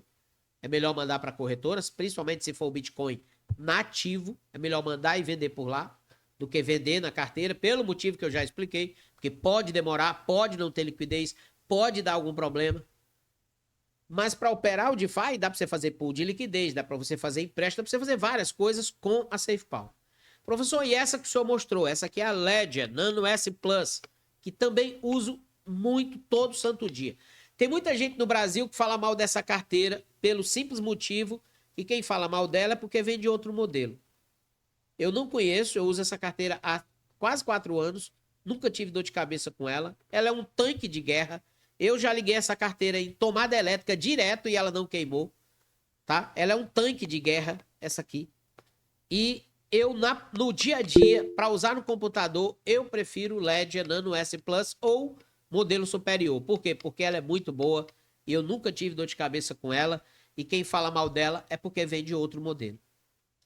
Então temos a Trezor também, que é uma excelente carteira, tem uma tecnologia um pouco mais atrasada do que a Ledger, no sentido principalmente desse modelo aqui, mas se você pegar uma Ledger moderna, uma Trezor moderna, ela é muito boa, ela é open source, ou seja, tem código aberto, tá? As carteiras de código aberto, elas são menos centralizadas, a Ledger tem código fechado, tá? Para ser bem sincero com vocês. A SafePal, se eu não estou enganado, ela tem código aberto. A OneKey tem código aberto. A Trezor tem código aberto. Todas elas são excelentes carteiras. Excelentes.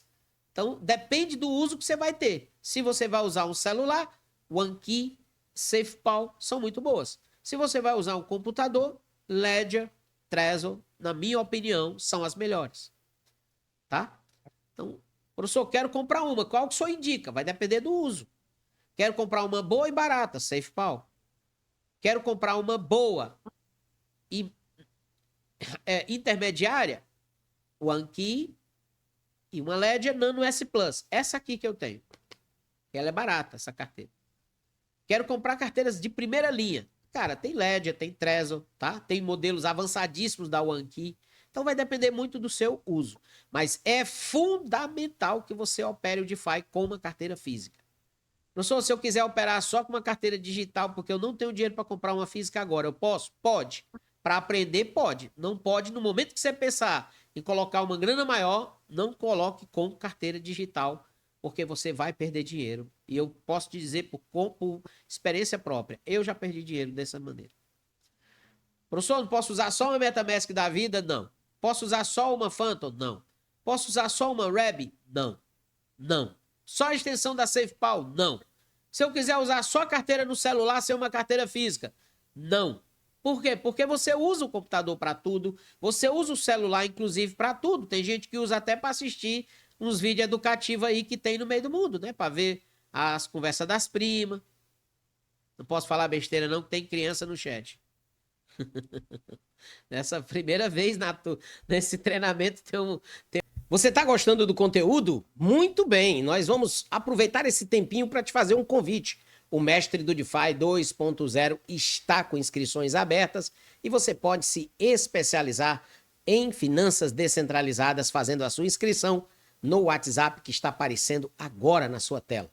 Venha, participe conosco. A próxima aula será sábado. Vamos voltar para a continuidade da nossa aula. Tem um adolescente conosco estudando. Primeiro, eu estou muito feliz. Segundo, eu estou muito honrado, porque ensinar um adolescente para mim é maravilhoso.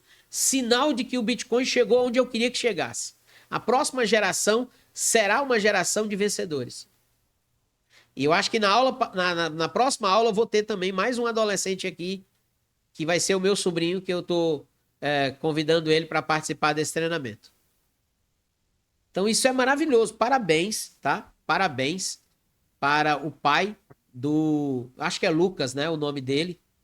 Deixa eu só confirmar aqui. Deixa eu só confirmar se é o Lucas mesmo que está aqui. Não, é o Silas Júnior. Silas Júnior, né? Silas Júnior. Ele está aí, é um adolescente. Parabéns, meu querido. Deus te abençoe profundamente, tá?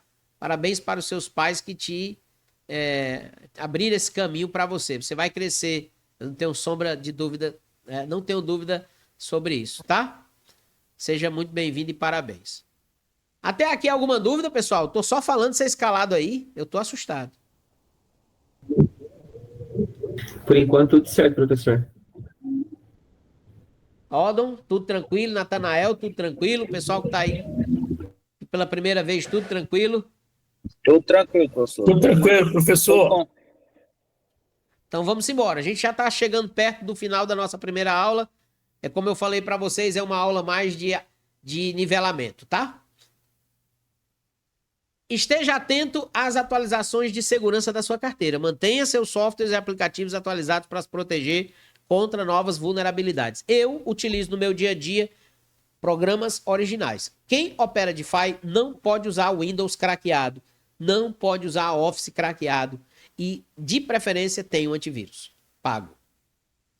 Hoje, você consegue comprar uma licença do Windows e do Office com R$ 70. Se alguém precisar, é só falar comigo no privado que eu tenho um fornecedor aqui no Brasil que ele entrega pra gente chaves originais por R$ 70. Não é golpe, não é roubo, não é nada disso, tá?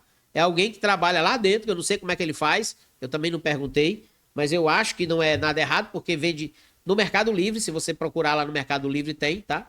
Não vou mentir aqui pra vocês, mas tá lá no Mercado Livre. Se tá no Mercado Livre é porque o Mercado Livre entende que não é nada errado, né? Então, a gente tá aqui ajudando os alunos com essa facilidade aí de comprar chaves originais para os seus programas. Eu aconselho você a fazer isso. O Windows, o Office precisa ser original. E, de preferência, um antivírus, para você não ter dor de cabeça. Pago, tá? Eu uso bastante aqui o Kaspersky, que é um aplicativo, um antivírus pago, mas tem vários outros no mercado, você não precisa comprar esse, que eu também não ganho nada com isso, estou só dizendo o que eu uso. Você tem que ter segurança no seu computador. E tem que ter segurança no seu celular também. Se você usa o celular para fazer DeFi e acessa o site das primas, você está correndo o risco de ser roubado. Porque a maioria desses sites de conteúdo adulto, eles possuem robôs de traqueamento do acesso. Então, é bom ficar ligado nisso, tá? Beleza? Vamos em frente. Considere o uso de protocolos auditados. Bons protocolos. Boas moedas. Ativos consolidados. Nunca usar qualquer tipo de ativo que você pegou em qualquer canto. Sempre buscar o contrato inteligente naqueles sites que eu falei para vocês. CoinMarketCap, CoinGecko, tá? Sempre. Tenham dúvida qual é o contrato inteligente? Vai lá no CoinMarketCap. Porque cada token, gente, tem a sua placa.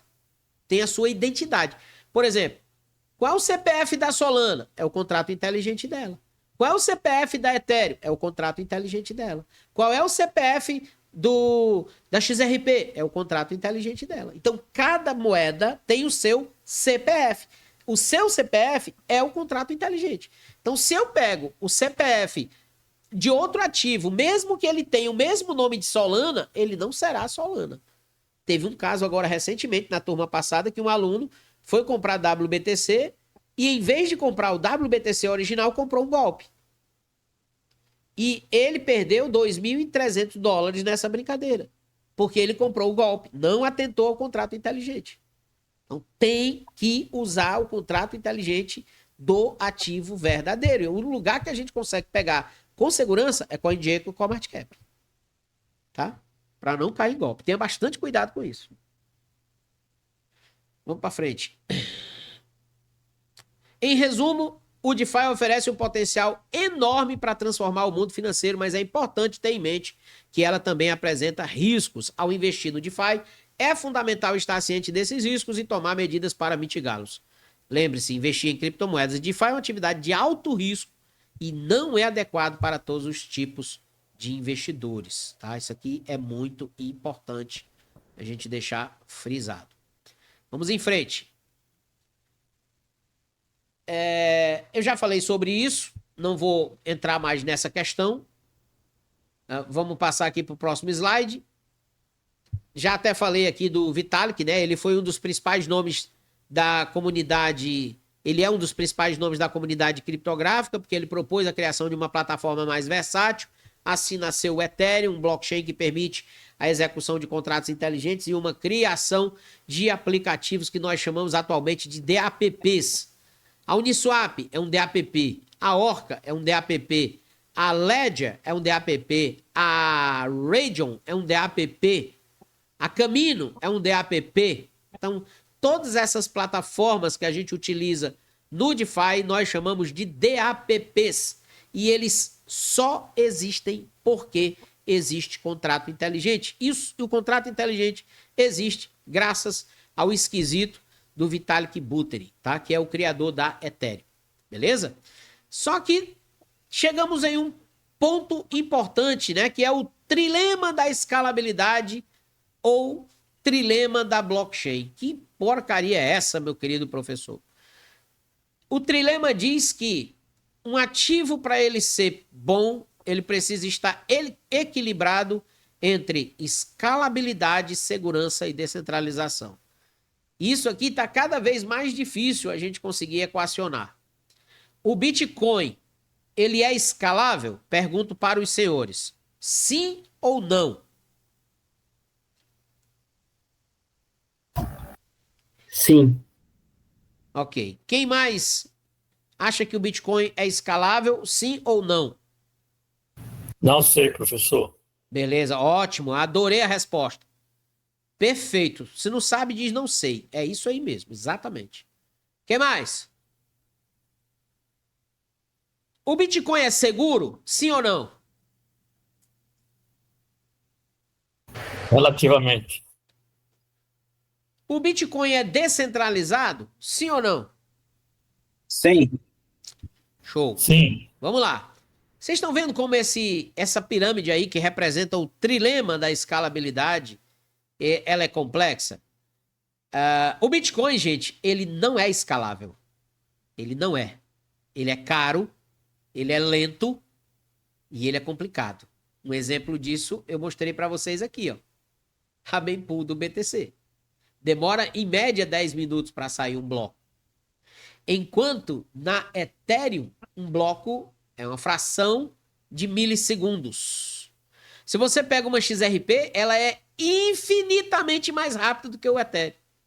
Se você pega uma HBAR, ela é infinitamente mais rápida que a própria XRP.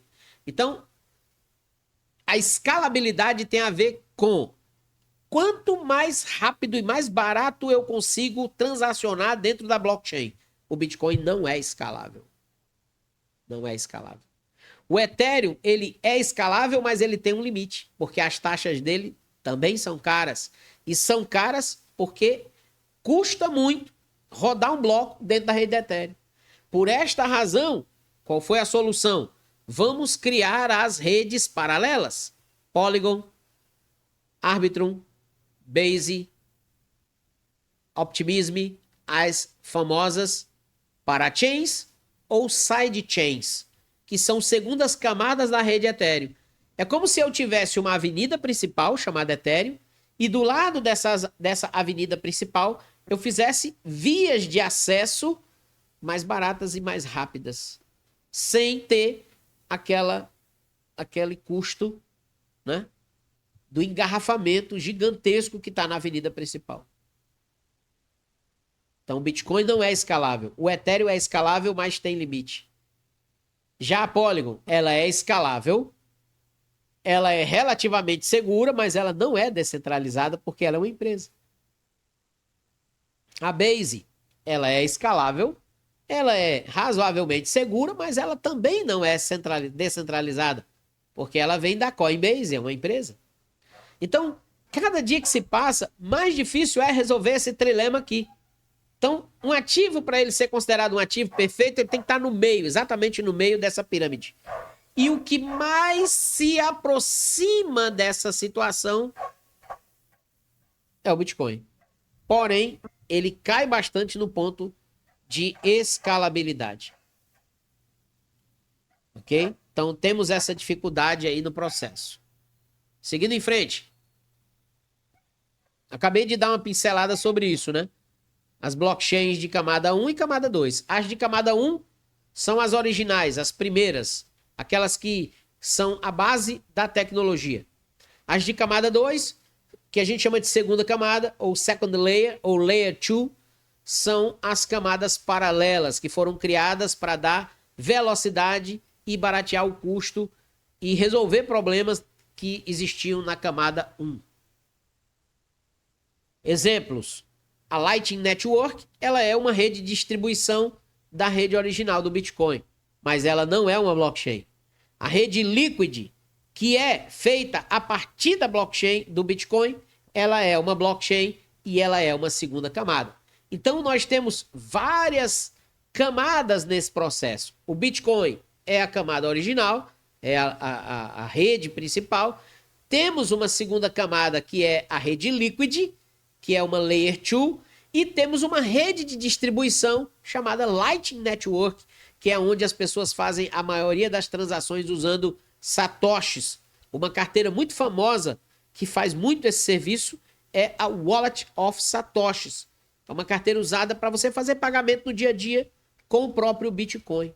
tá? Dá para fazer tranquilamente como se você estivesse fazendo um Pix, beleza? Então, exemplo também de outras segundas camadas nativas. A Arbitrum, que é da Ethereum, a Optimism, que é da Ethereum, a zk-Sync, que é da Ethereum, e a Polygon, que é considerada uma sidechain. Ela é diferente das outras porque ela não é uma segunda camada comum. Ela é uma sidechain, é uma rede paralela que está exatamente do lado da rede principal, porém ela não utiliza a moeda nativa da rede principal. A Polygon utiliza POL, enquanto todas as outras segundas camadas do Ethereum utilizam o Ethereum para pagar taxa. E a gente vai ver isso lá na frente também, tá? Ok? Já falei sobre a questão das rodovias, né? Aqui a gente tem principalmente essa questão aí de conhecimento, né? A grande discussão até então era: eu preciso saber o que está dentro do bloco? Aí alguns disseram sim, mas quando eu sei o que está dentro do bloco, eu dificulto a velocidade desse bloco. Eu diminuo a escalabilidade dele. Ele demora mais para sair e ele se torna mais caro, porque eu preciso validar transação por transação. Então, alguns pensaram o seguinte: vamos fazer um negócio mais rápido e mais tranquilo, que são os chamados roll-ups, ou os enroladinhos otimistas, de conhecimento zero. O que eles fazem? Eles simplesmente validam o bloco. Ele não quer saber o que está lá dentro do bloco. Ele vai lá, o bloco chegou na rede, ele entrou na rede da Arbitrum, aquele bloco, a Arbitrum pega aquele bloco, né, e leva aquele bloco inteiro, sem querer saber o que tem dentro, leva ele e valida ele na rede da Ethereum. Pronto, ela pagou lá centavos de dólar, trouxe de volta, mandou para frente. Ela não quer saber o que está lá dentro. Já uma Polygon da vida, ela olha o que tem dentro, tá? Ela vai lá e vê o que é cada transação. Demora um pouquinho mais, mas ela verifica o que tem dentro. Então, são as operações de conhecimento, tá? Então, tem essa diferença aí de uma para outra, que no uso do dia a dia não vai mudar nada para você. Isso aqui é mais uma questão teórica para quem gosta de entender sobre isso. Repito, todo esse material vai ser dividido para vocês, tá? Roll-ups otimistas funcionam com a premissa de que todas as transações são válidas, a menos que alguém prove o contrário. Isso permite um processamento mais rápido, mas requer um período de desafio durante o qual qualquer pessoa pode contestar uma transação. Se uma fraude for detectada, o bloco é revertido. Na história da blockchain, isso nunca aconteceu. Mas a zk-Sync e a Arbitrum possuem essa característica. Se alguém disser que houve um problema, esse bloco ele é desfeito em até 7 dias. Graças a Deus nunca fizeram isso, porque vai ser uma bagunça inominal. Tá? Vai ser uma bagunça inominal. Mas graças a Deus nunca aconteceu isso. Então, existe na Arbitrum um prazo de 7 dias. Por exemplo, se você usar a ponte nativa da Arbitrum para mandar um ativo, ele só chega 7 dias depois. Por quê? Porque eles vão esperar 7 dias para alguém questionar aquela operação. Então, dica: não use a ponte nativa da Arbitrum, porque senão você vai esperar 7 dias, tá? Beleza? Eu vou passar isso aqui, porque são questões mais técnicas. Também questões técnicas, né? Aumenta a escalabilidade, reduz os custos, a maior privacidade e segurança também, né? Aqui a gente tem qual é a complexidade, né? A implementação de rollups exige conhecimento técnico avançado, nem todo mundo tem isso. A criação de um rollup pode envolver custos significativos, e aí vai, né? Isso aqui tudo vocês vão ler depois.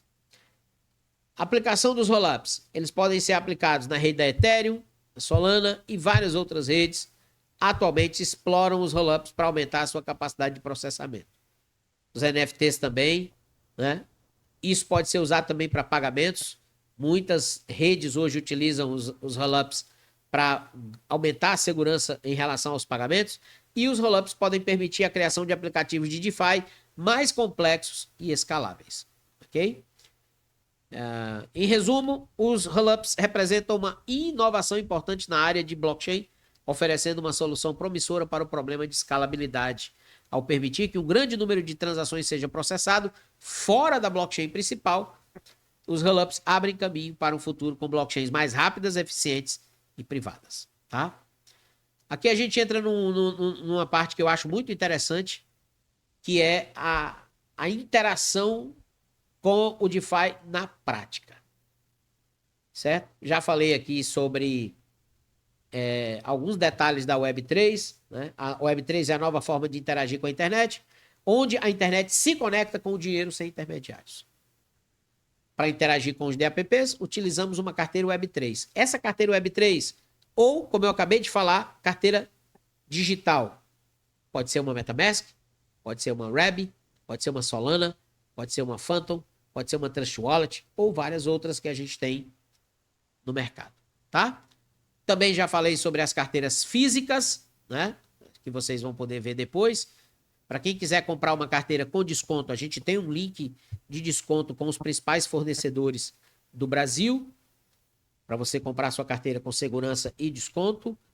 E a gente já entra aqui em conceitos de prática do DeFi, que serão desenvolvidos na próxima aula. Liquid Mining, Yield Farming e Staking.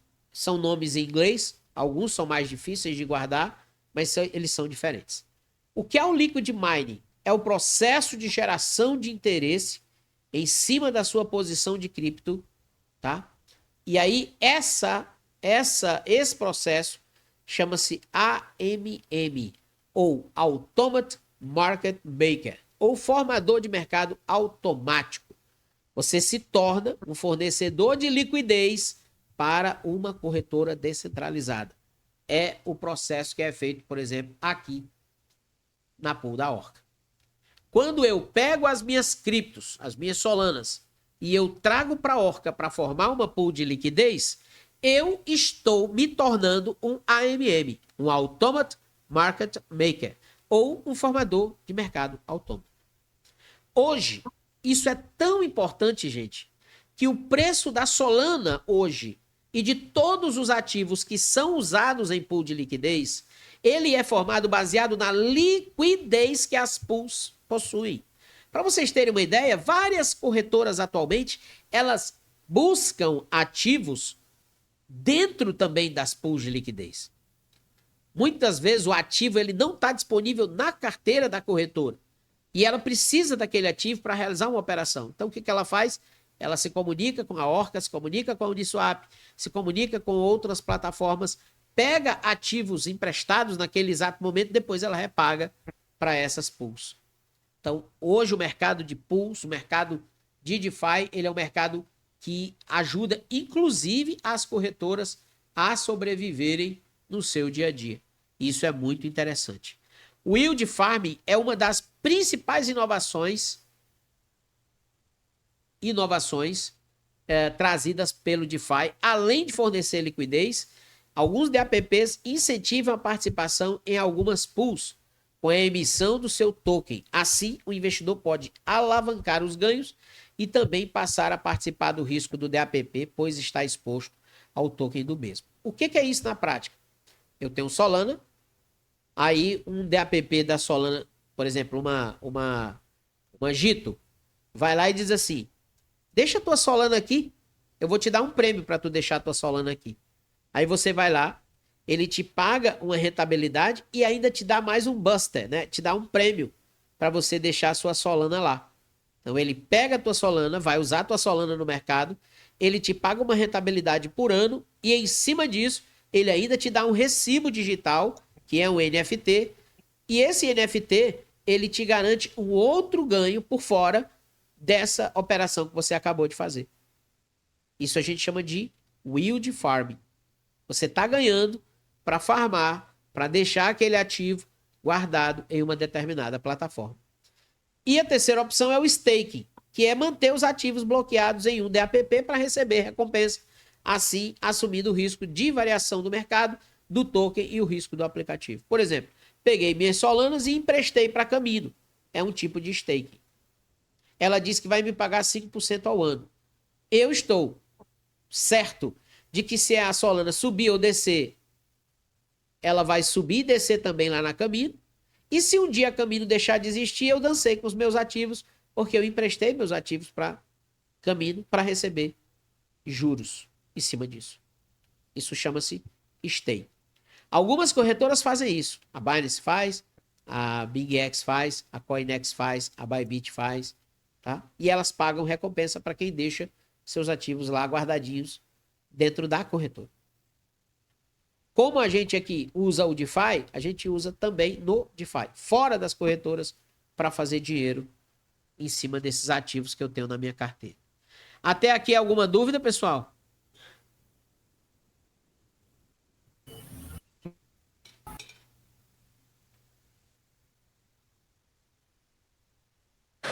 Não, tudo tranquilo até agora. Vamos em frente. Estamos terminando essa parte teórica, tá? O que é Money Legos? Os Money Legos, eles são a construção de estratégias utilizando diversos aplicativos ao mesmo tempo. Por exemplo, o Lego era um brinquedo muito conhecido, ainda é muito conhecido e muito caro, inclusive, né? Da década de 80, nasceu lá na década de 70, 80, 90. E hoje quem tem um Lego tem uma obra de arte, né? Tem até um item de colecionador. Como é que ele funciona? Ele pega diversos blocos e vai empilhando um bloco ao outro para você montar uma pool de liquidez, ou vai para montar um empréstimo, ou vai montar uma estratégia de staking, ou vai montar uma estratégia de yield farming, ou vai montar uma estratégia de empréstimo estruturado, ou de derivativo. Você tem todas essas modalidades e a gente chama isso de Money Legos. Dinheiro empilhado em diversos protocolos que irão te recompensar. Com o Money Legos, nós conseguimos entender que cada protocolo se comunica com os outros dentro da blockchain, e assim a gente consegue fazer o empilhamento de protocolos para ganhar renda passiva, ganho exponencial, mas com aumento também dos riscos. Quanto mais protocolos eu empilho, mais arriscado é a minha operação. Por exemplo, vou dar um exemplo prático aqui para vocês. Trazer aqui para a Orca. Vou dar um exemplo prático. Eu tenho 10 Solanas. Ok? Tenho 10 Solanas. Tenho 10 Solanas aqui. Eu não quero vender minhas Solanas, eu não quero arriscar minhas Solanas no mercado maluco. Então o que que eu faço? Quero colocar minhas Solanas para mim ganhar renda passiva. Então eu tenho algumas opções. Eu posso fazer uma pool de liquidez direto com ela e dólar, ou somente ela. Tá? Ou eu posso também fazer o seguinte, começar o Money Legos. Eu vou lá para Camino e eu empresto minhas 10 Solanas para ganhar uma taxa de 4,5% ao ano. Só que, ao fazer isso, a Camino libera para mim um valor para que eu possa pegar emprestado.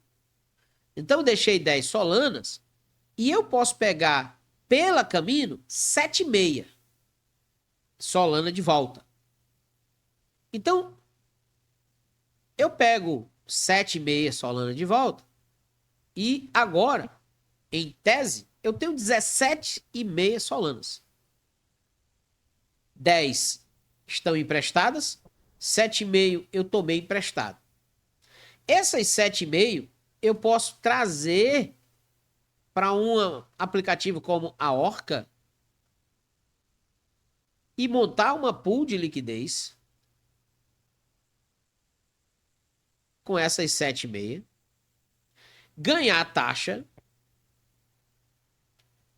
e essas taxas eu posso pagar este empréstimo que eu fiz na Camino gradualmente. Ou seja, se eu ganhei 10 dólares de taxa dessa pool de 7,5 Solanas, eu posso pegar esses 10 dólares e levar de volta para Camino e repagar gradativamente. Esse processo chama-se Money Legos.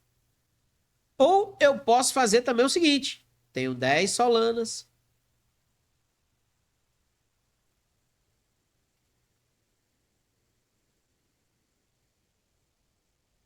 Emprestei na Camino.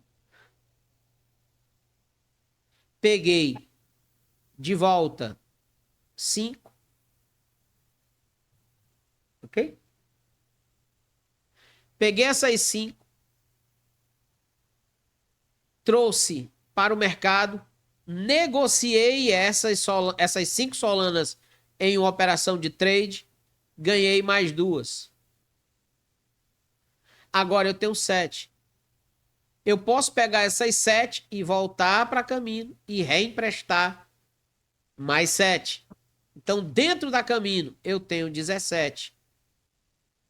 Agora, eu posso pegar mais 50% dos 17, levar para a Orca e fazer uma pool. E pegar as taxas da pool e pagar a Camino. Deu um nó ou não deu um nó na cabeça de vocês aí?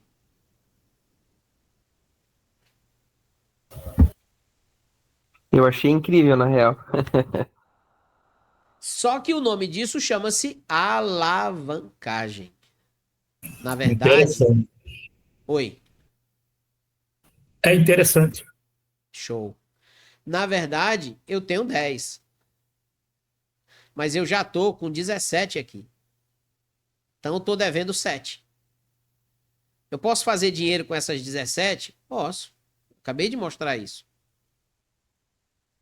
Tá? E aqui, essas taxas, elas podem voltar para cá e gradativamente eu vou pagando esse empréstimo. Esse empréstimo, ele tem risco? Tem. O risco de liquidação. Que eu vou explicar na aula de empréstimo. Mas ele tem uma vantagem, ele não tem vencimento. Ninguém vai te ligar. Ninguém vai te cobrar. Lembra que eu disse no começo? Não tem mimimi. Tá devendo? Tá, beleza, show de bola, todo mundo deve. Se chegar o dia de liquidar e você não cuidar do empréstimo, dançou, tchau. Beijinho no ombro e tchau, tchau.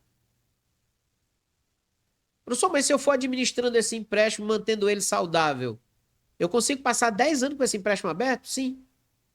Ninguém vai te cobrar.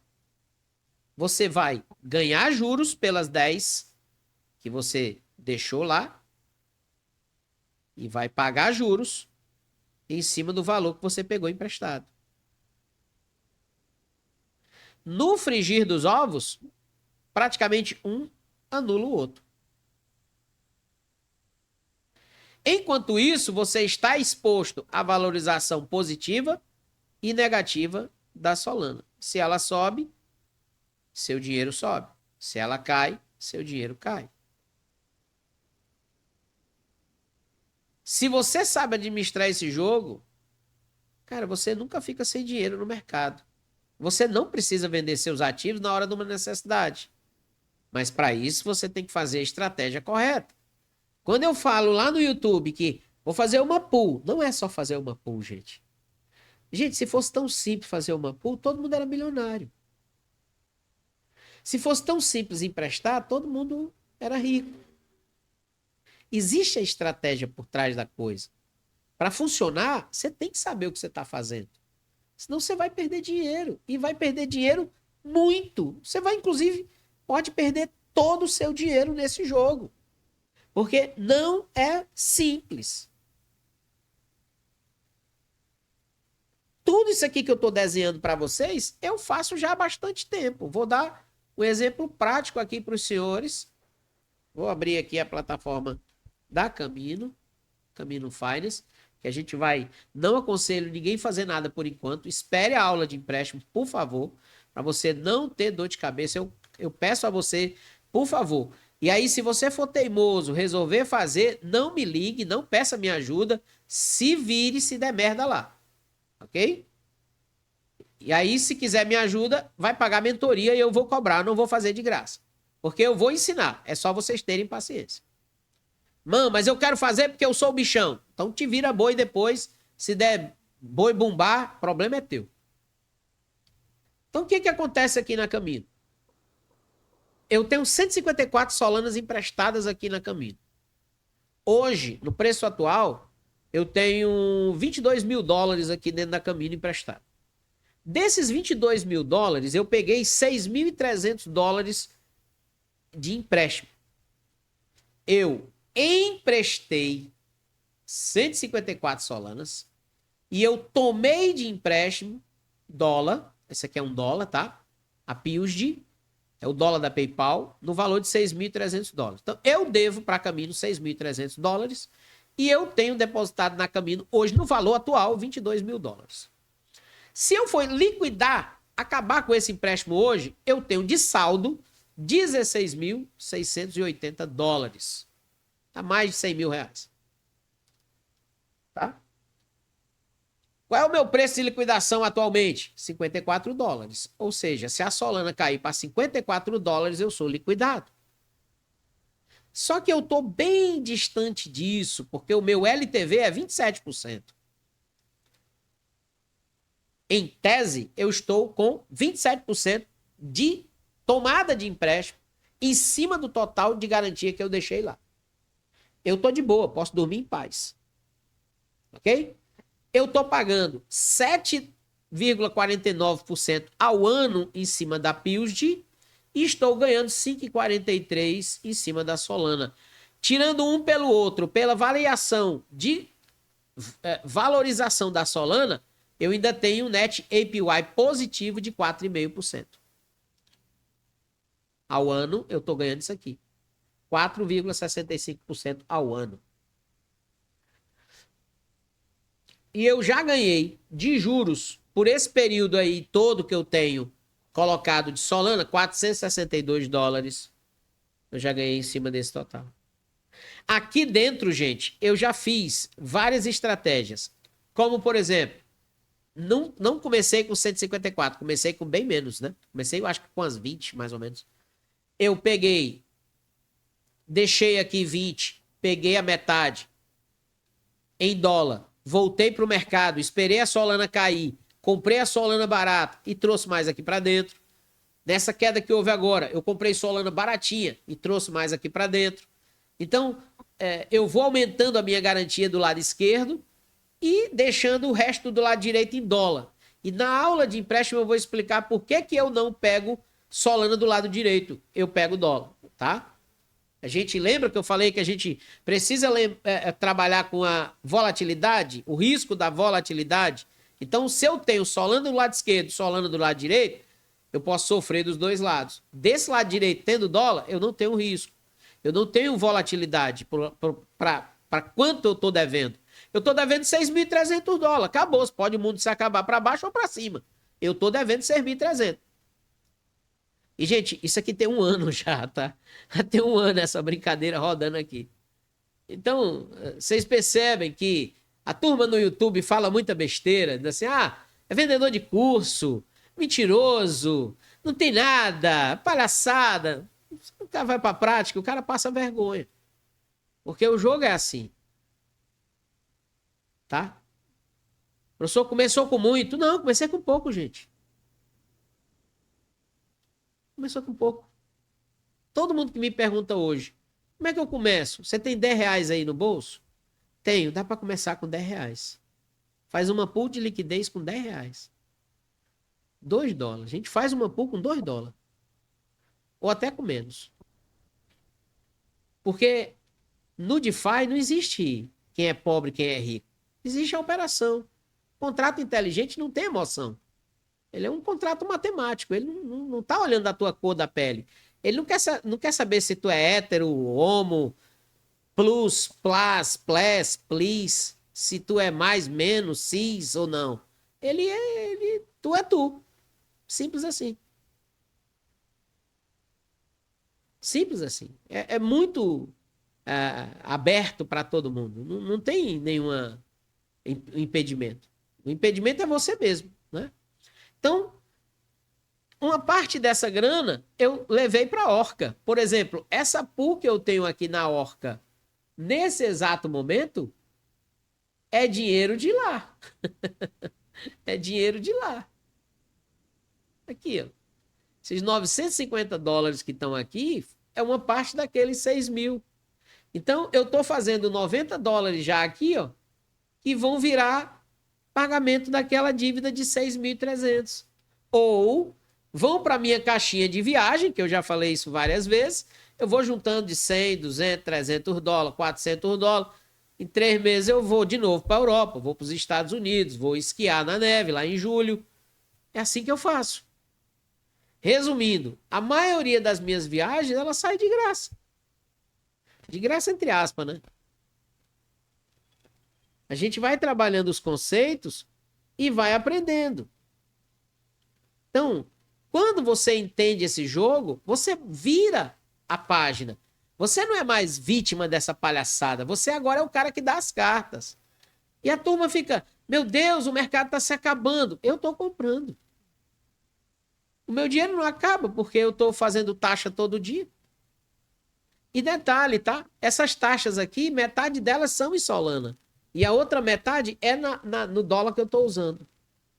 E eu tenho como fazer uma pool usando só a Solana ou usando só o dólar. Aqui nós vamos aprender, inclusive, a shortar e alongar os ativos usando pool.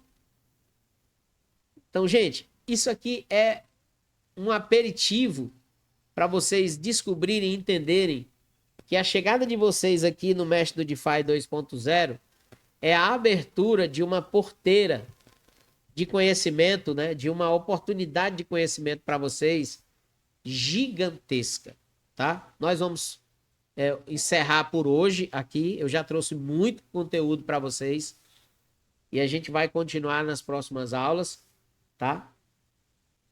Amanhã nós não teremos aula, mas normalmente as aulas são sábado e domingo, então já vão se preparando aí.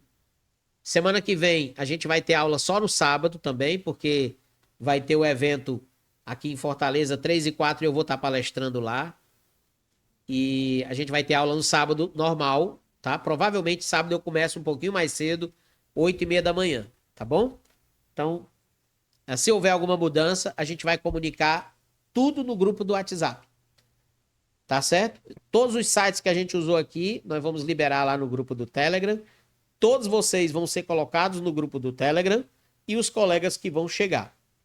No final do treinamento, todos vocês serão incluídos no grupo geral de suporte do Mestre do DeFi. Então, vocês vão se juntar com as outras turmas anteriores para um ir ajudando o outro e o professor, eventualmente, também contribui com todo mundo lá dentro.